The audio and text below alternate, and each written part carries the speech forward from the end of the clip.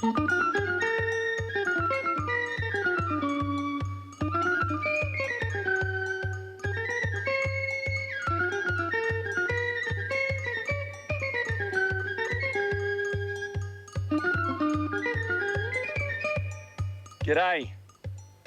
I'm Malcolm Douglas.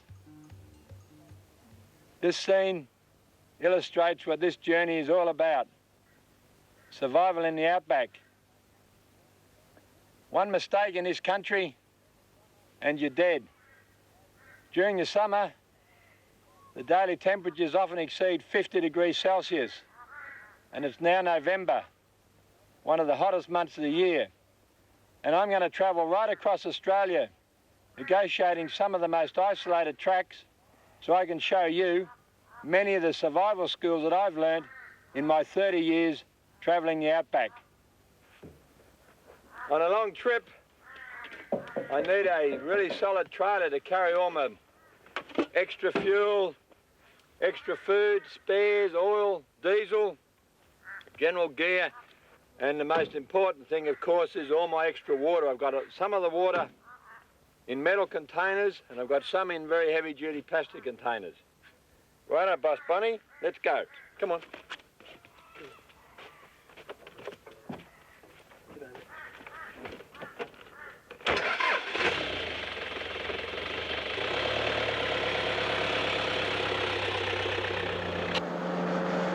I'm driving east through the desert to Alice Springs. Marble Bar is accepted as the hottest town in Australia. In a survival situation, what you really need is water.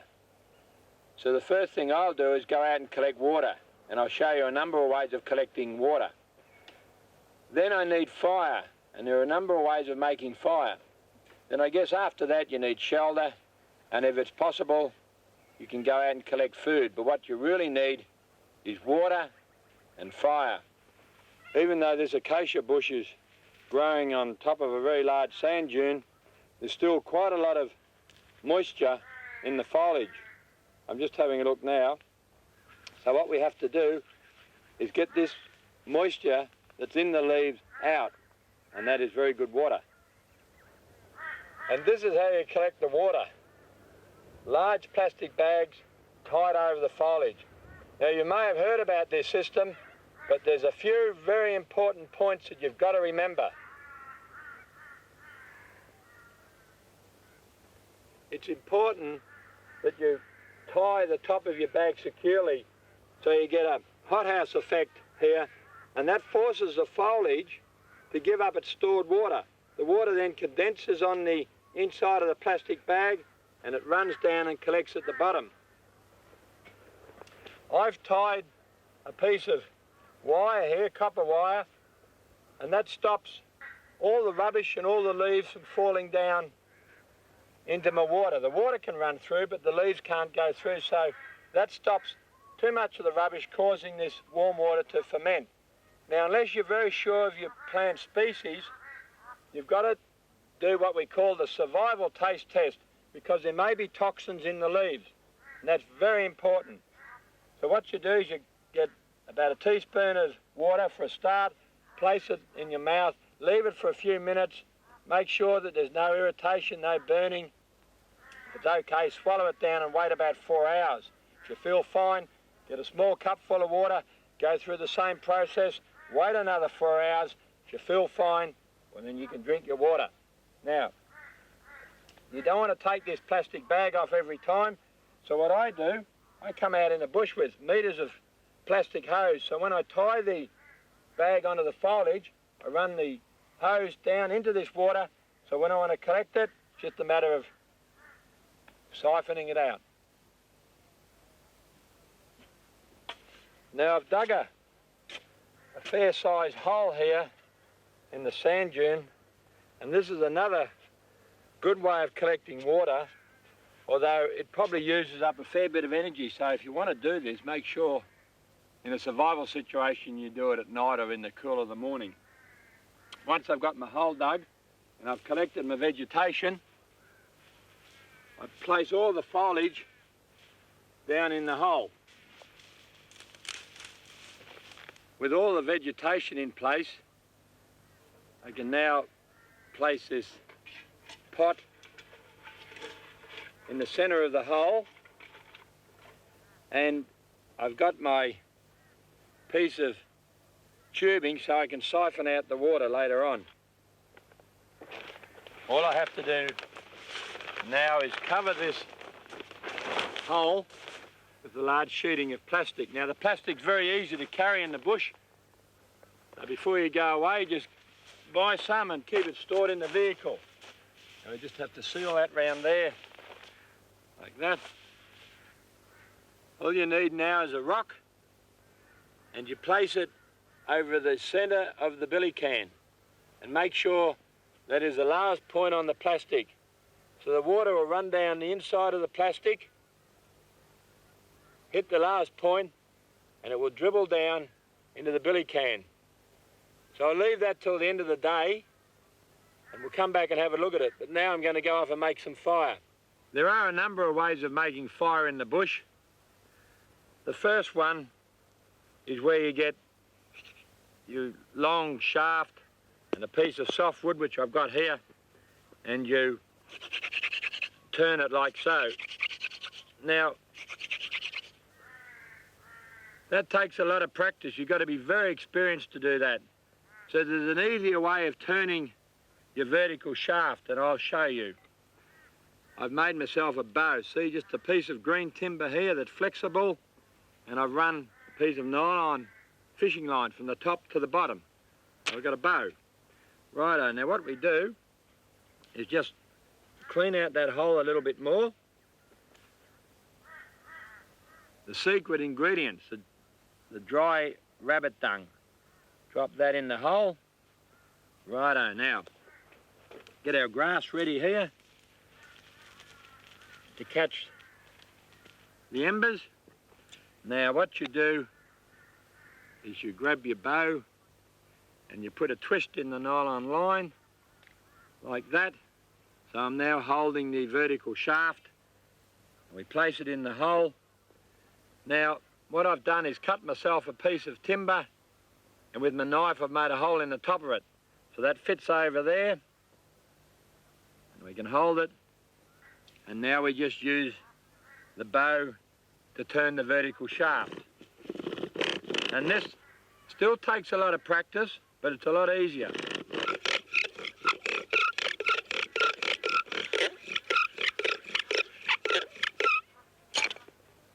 I've got to get those embers onto the dry grass, and pick it up.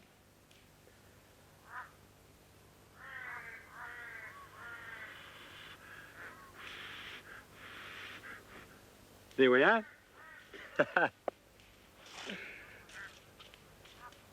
Well, that's one way to make a fire, and there's quite a few other ways. It's getting late, so I'll go and check the plastic sheeting.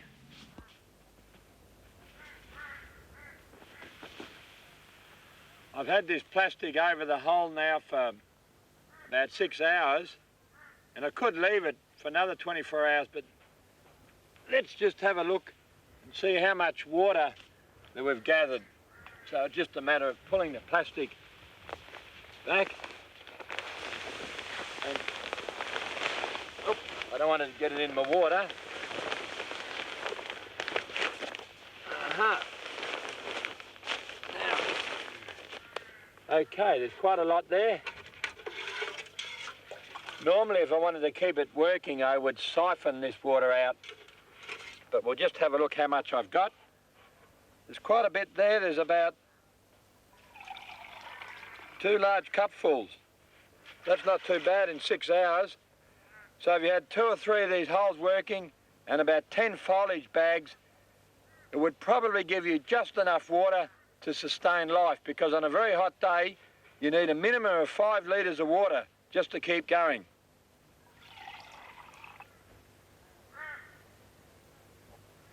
And it doesn't taste too bad. I'll wait 4 hours and see how I feel.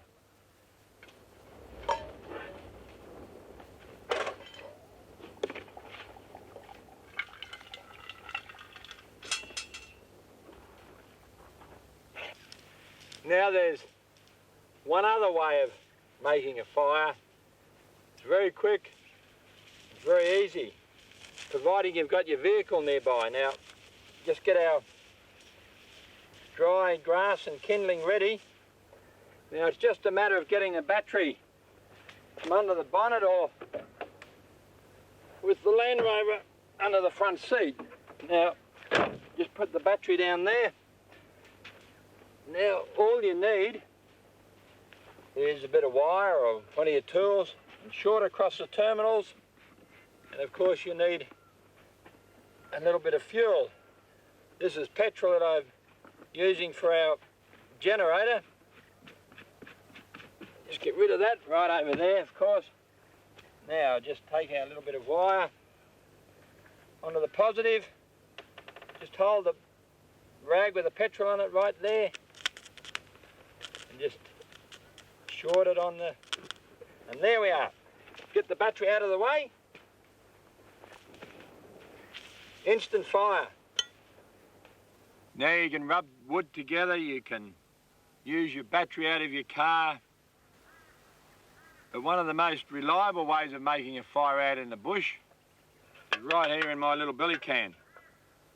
See, it doesn't even matter if it gets wet. I've been carrying this around for probably 20 years. Now, providing there's a bit of sun, and you know what it is, I guess, by now, it's a magnifying glass.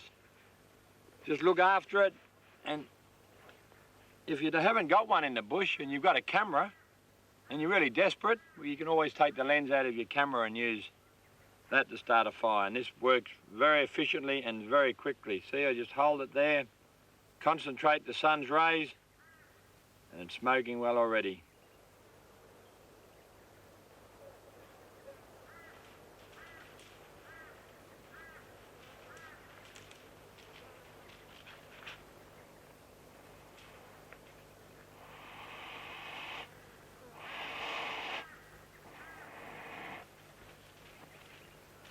There we are.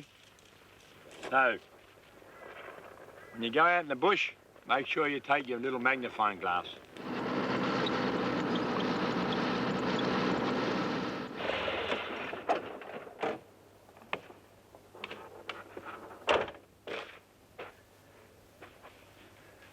And when you're out in the desert and you may be short of water, always keep a good lookout for these. These are bore casings. Now these have been put down by the army or a pastoral operator, drilling contractor or whatever. Now, it's just a matter of taking the top off. Hello down there. Right, now just get a stone and check if there's any water. Just a small pebble.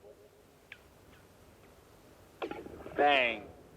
So there's water down there, so now it's just a matter of getting the water out and seeing whether it's sweet or whether it's salty.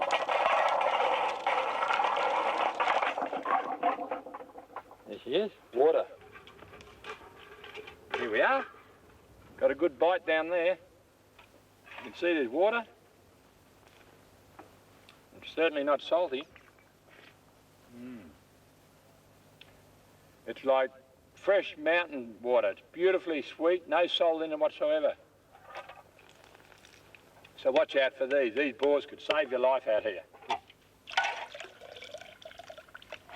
Good dog. How's that? Now in a survival situation and you are really desperate for water, well, one of the signs that there's water not too far away are the seed-eating birds like the finches and the budgerigars and the gallards. There's some coming in and just landing in the gum tree behind me now. Now these seed-eating birds need water every day, so once you spot them flocking around, just observe which direction they go and where they land, because you can be pretty sure that they know where the water is. So just keep an eye on them and follow them up. And this is where the birds have been coming in. You can see here, this small finch has come right in next to me, and because he's so distressed and so thirsty in the heat, if I don't move, he's not taking any notice of me whatsoever. Just let him go down. There he is. No, he's not too sure about going in. Now this small well has been cleaned out by a mining company. Originally, I say it was a native well, an Aboriginal well. But one of the problems of finding these wells in the hot weather is all the dead birds in them. And you have to boil the water and do quite a bit of work on the water before you could drink it. Got these little budgies here, look at them, poor little things. 1, 2, oops, he's gone back in. Come on, mate. Come out of there. And down here we've got all these dead finches, dozens of them.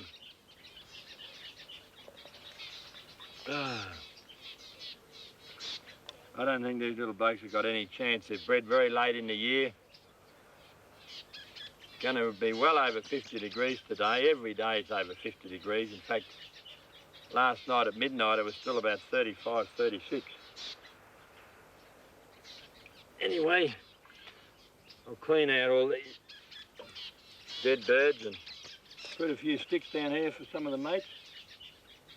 There we are. And hopefully the strong ones will survive the summer.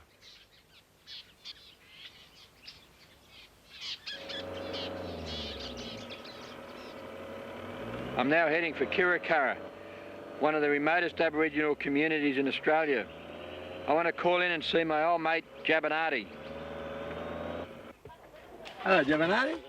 How are you? How things? Yeah? All right? Yeah. You want to show me that, cooking that corn here or that longara? And smash him up? Cooking up? Yeah. Yeah. Okay, yeah.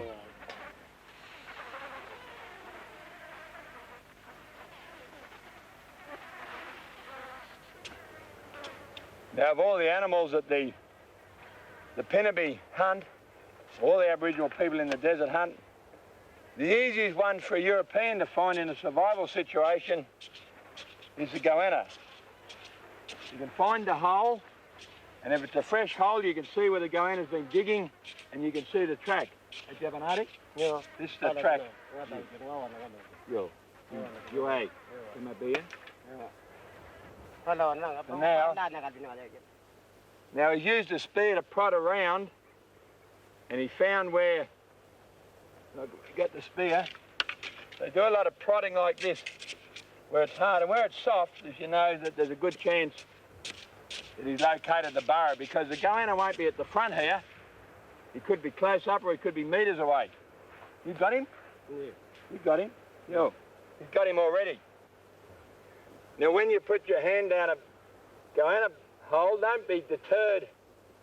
Or don't worry, you think he's going to bite you, because he always keeps his head down. You notice how he's hanging on there? Jabanati's going to pull him out. And of course, the first thing they do when they pull them out is kill them, because they don't want them to run away. Now, what I want to do is show you how they cook these goannas, because they don't waste any moisture. So now we're going make him fry and cook him up. You wait.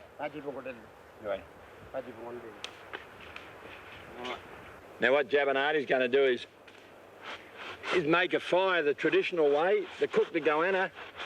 We've got a very soft piece of wood here, cork wood, and he's got the edge of his woomera. You've got to get this hard edge and rub it into the soft wood. Okay? Yeah. You ain't. Righto. I've got to hold him.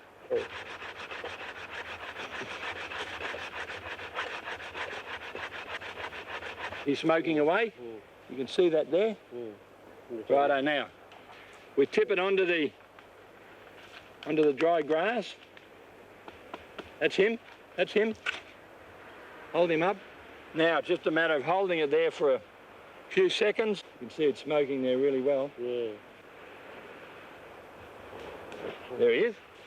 Hey, that took about 30 seconds. So it's not hard to get a fire going out here if you know what you're doing. Now what he's doing is pulling out the intestines, but he doesn't cut the animal in any way, and this keeps all the moisture in the goanna as it cooks. Now the way to cook these goannas is to put them on the coals just for a minute or two. Don't leave it there too long. So what the skin does is hold all the moisture in, like an aluminium foil. Now this is just the first process. Once he's been on the coals for 30 seconds or a minute, you can see how it's nice and tight, and you'll drop it in that hot sand. Whenever you're cooking anything on the fire like this, make sure you don't have any flame. The flame will burn the outside, but it won't cook the flesh. So what he's using here is the hot sand. The goanna is completely covered by that hot sand, and it doesn't matter whether you're cooking goanna or fish, any bush tucker. Get rid of all that flame and just use the heat out of the sand, and we'll have that out of there in a few minutes, and it's going to be very nice.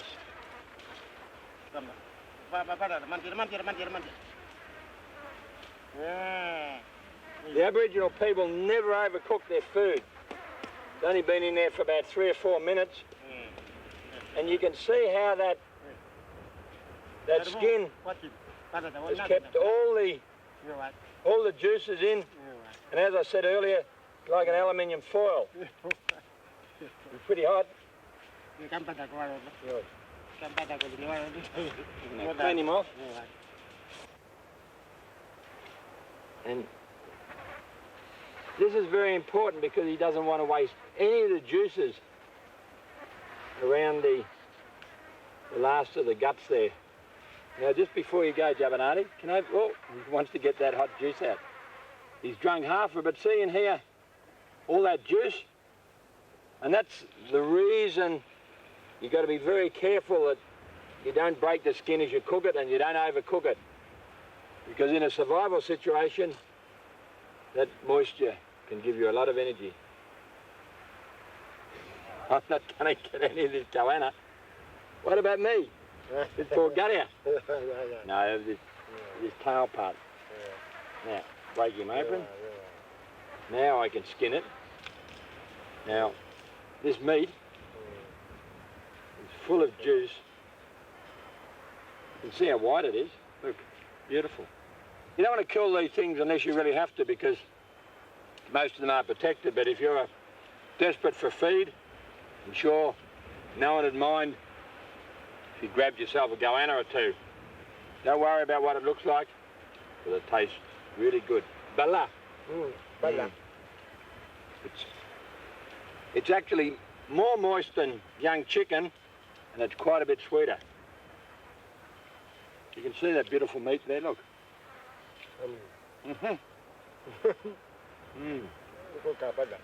Kookaburra. Good goanna. Kookaburra. Another little survival trick is not to waste any of the bone or the skin. And Jabanati is pounding it all up into a paste. It was only up to a few years ago, when he was still living north of here at Lake Mackay, that they would never waste anything. You see how it's all smashed up there now, and it's just a pulp, and now he can eat it. I prefer it without the sand. It's still pretty good.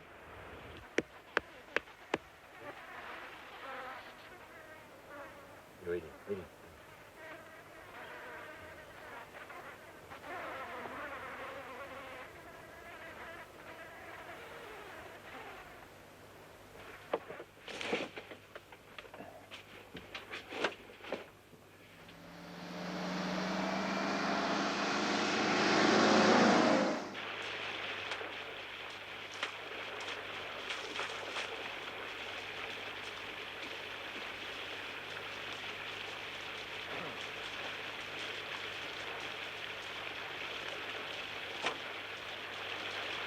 Often in the outback of Australia, you come upon these bores, a lot of water running out. Now these are artesian bores, and the water is usually quite hot, and it's normally too salty for humans to drink.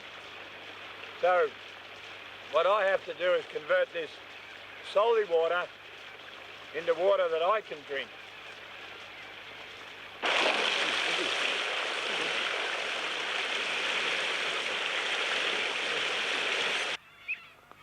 In a survival situation, you want to conserve energy. So I've made up a very simple device here to collect fresh water. Now, in the jerry can is the water from the saltwater bore. I've got a fairly low heat around the jerry can so it doesn't boil too quickly. I've just put a hole in the top of the jerry can and we run an old plastic hose around to the cup. Now, I just keep water, salt water from the bore on these old rags. So as the steam comes down my plastic pipe, it cools down here, it condenses. So by the time it reaches the cup, you've got droplets of fresh water forming. In an hour or two, that cup will be full, and in a survival situation, you'll collect enough water using your simple apparatus to keep yourself alive. Besides knowing how to collect water and make fire, survival in the outback means having reasonably good food. And one of the traditional foods of the bush is the damper. And I'm going to show you 3 or 4 different ways to make up a quick damper in the morning. Then later on, we'll make up some bread. So we're going to make it in this frying pan, in the camp oven, and straight in the coals.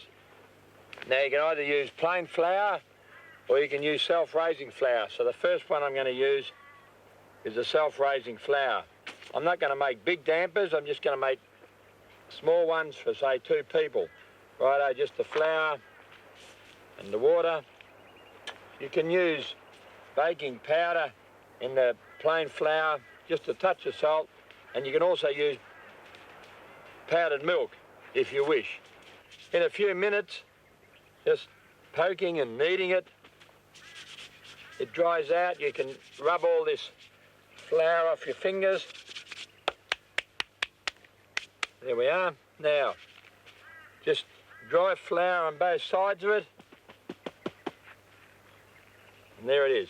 It's only a small one. And that one's ready to be cooked. I'll make up 2 or 3 and then I'll show you how they can be cooked on the fire. On this plate, we've got plain flour. And this is probably more of a traditional damper where you just use plain flour and baking powder. Plenty of baking powder. And if you wish, some sultanas. And we'll mix all that up the same as we mixed the previous one.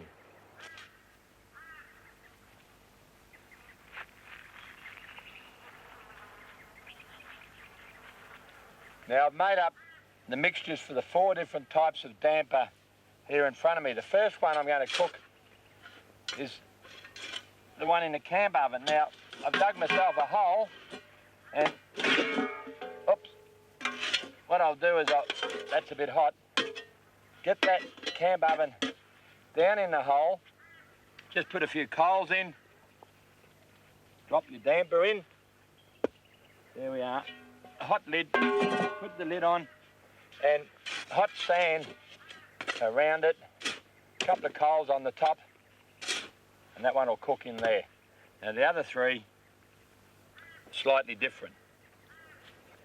This round one, I'm going to cook straight in the coals, in the hot sand.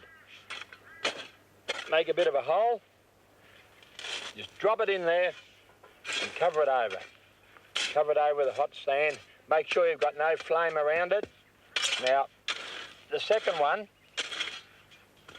in this frying pan here, it's only a small one. You notice I haven't got any oil in there, it's just completely dry. This is another variation, just to fill it up with the hot coals, mainly sand, and definitely no flame. Now the reason I'm showing you this is people prefer different flavours, and different techniques for cooking them. Some are a bit faster than others. Probably the quickest way is to get some nice coals like this. Good solid frying pan, really thick bottom. This is my favourite frying pan, this one. Keep it nice and flat on the coals and your oil, and get your damper and straight on the coals. It's got a little bit of oil there on the fire. We'll get rid of that. And I put a lid on it, and that's the quickest way. Right, we'll leave those for a few minutes and come back and see how they are.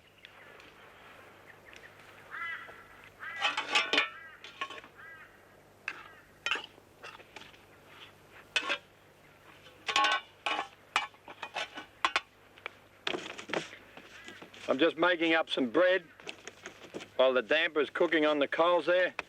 Now this is a very basic recipe for the bush. It's just plain flour, bit of salt, dry yeast, bit of oil, touch of sugar, warm water and flour. Mix it in a bowl, and then I'm kneading it up now for about 10 minutes, and then I'll put it in the bowl and let it rise, push it down again, let it rise up again, straight into the camp oven, and we'll have some good bread.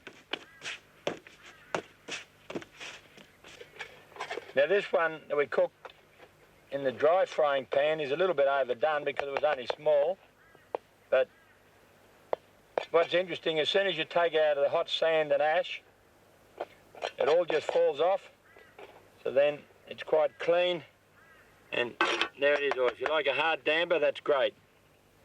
Now this is the one you can cook if you haven't got a frying pan. See how it's come up quite nicely, straight in the coals, and all you do is just knock off all the sand and ash, and it's ready to eat.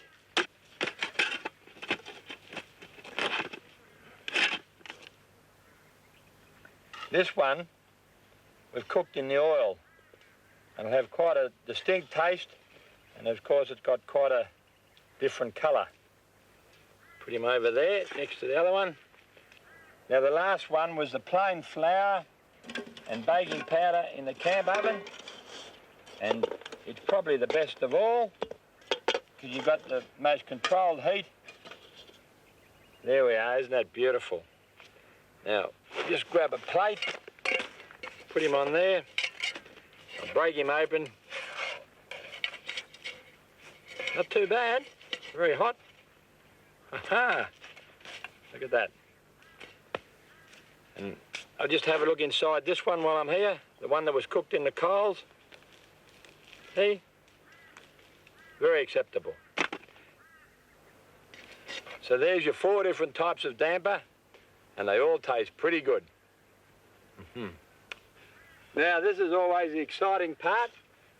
Get the lid off and see how the bread is that I made earlier. Get the lid off so we don't get any sand in it. There we are.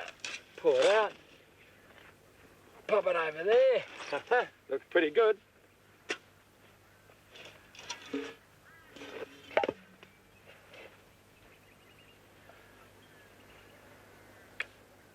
Not a bad loaf of bread. I'll spend the next day or so with the locals just north of Alice Springs.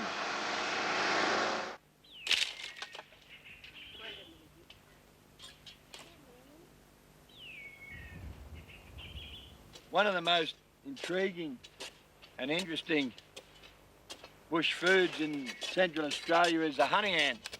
Now, the honey ant is very hard to find. The Aboriginal people walk around in the mulga country. You only find the honey ant in the mulga country, and they see this small ant. There's one on me now that's got the little yellow abdomen. And they find the hole and they dig down quite a way.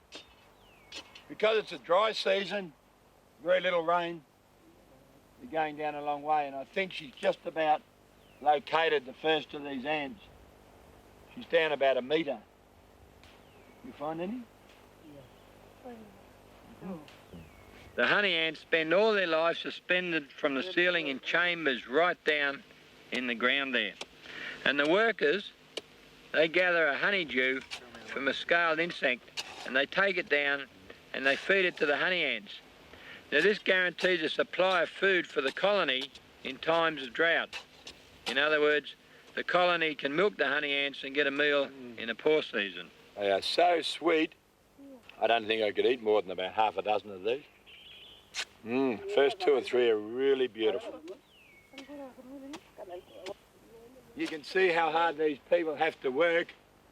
Poor Dara is now virtually out of sight. Hey, you got any more? He's really into it now. We've got about 50 here. You got some more down there? Well, 2 hours work and here's morning smoko.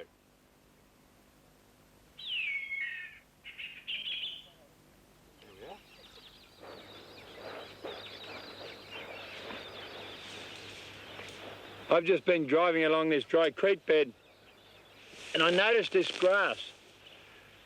See how green and lush it is? Now, if that grass was really dry and burnt off, it'd be a waste of time looking for water around here, but because that grass is so green, I'd say under here, not too far down's water. So let's have a look. Get rid of this hot, dry sand. Now look at that, I've only gone down about 20 or 30 centimetres already into the cool, moist sand. Now let's see how far we can go down and see if we can actually find some water. I'm at arm's length now, and there's quite a bit of water down here. Just get some out to show you. Now there we are. Hey. Lovely. Got a little bit of just the sand that's been mixed up in it, a little bit dirty, but because it's been filtered by the sand, it's very, very sweet. It's just a matter of letting it stand for a few hours and all that sediment will settle to the bottom and you'd have good, clean water.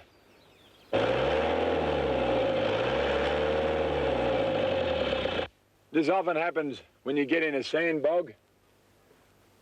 People get frustrated, instead of stopping, they keep spinning that tyre. And the more you spin the tyre, the lower you go down, and you end up with your diff housing bearing right down in the sand. And once the diff housing goes down in the sand, there's no way you can get out unless you stop and you lift the whole vehicle up. Now, it's often very hard to get a jack under here because the sand is so loose and the jack's likely to fall over.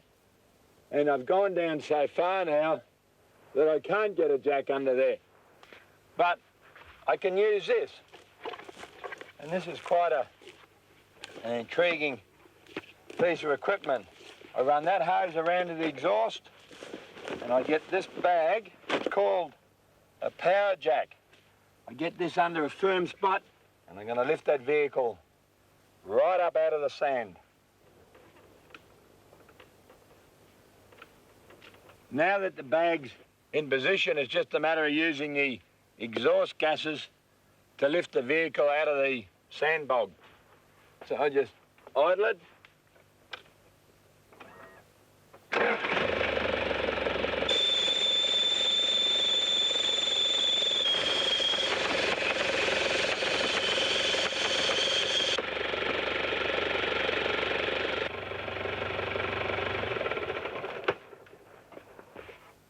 See what the power jack's done? Lifted the vehicle right up. We've got this wheel that was well and truly in the sand.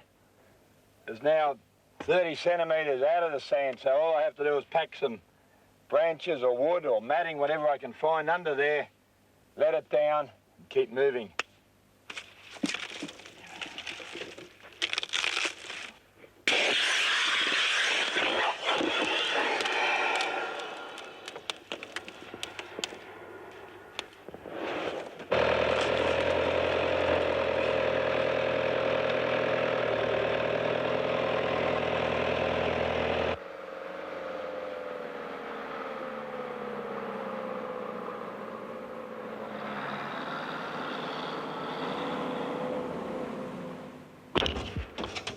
Good. Bath. Bath. How's that? Huh? Come on. Bath. I've been hoping that there may still be some water in Lake Eyre, but here near the track, it's just a huge expanse of salt. I'm now heading east towards the Strzelecki track. It's spectacular country, but you wouldn't last long out here without water.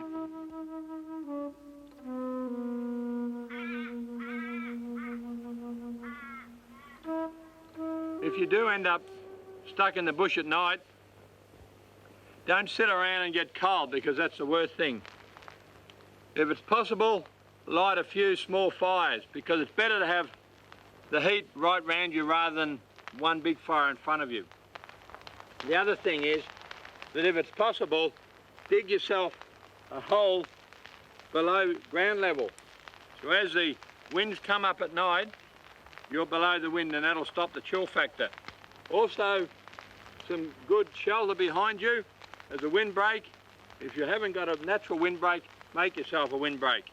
Plenty of plywood stacked all around, so you don't have to waste your energy wandering off at night. Okay, let's have a good sleep. Good night. Hello, Bun. That's funny. One thing I forgot to mention, if you've got a dog, make sure it joins you in the trench, because a dog will keep you very warm. You know the story about a 1-dog night? It's not very cold, but if you've got an 8-dog night, it's freezing. 1 dog's better than no dog at all. Come on, Bon, let's go and have a good sleep. How's that?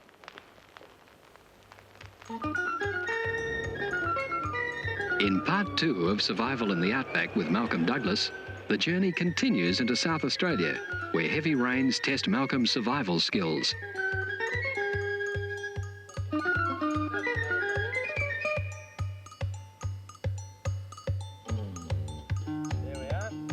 He battles on until he reaches the sand dune country, where he's confronted by a catastrophe that's destroying much of inland Australia. Be sure to join Malcolm on another epic journey through the Outback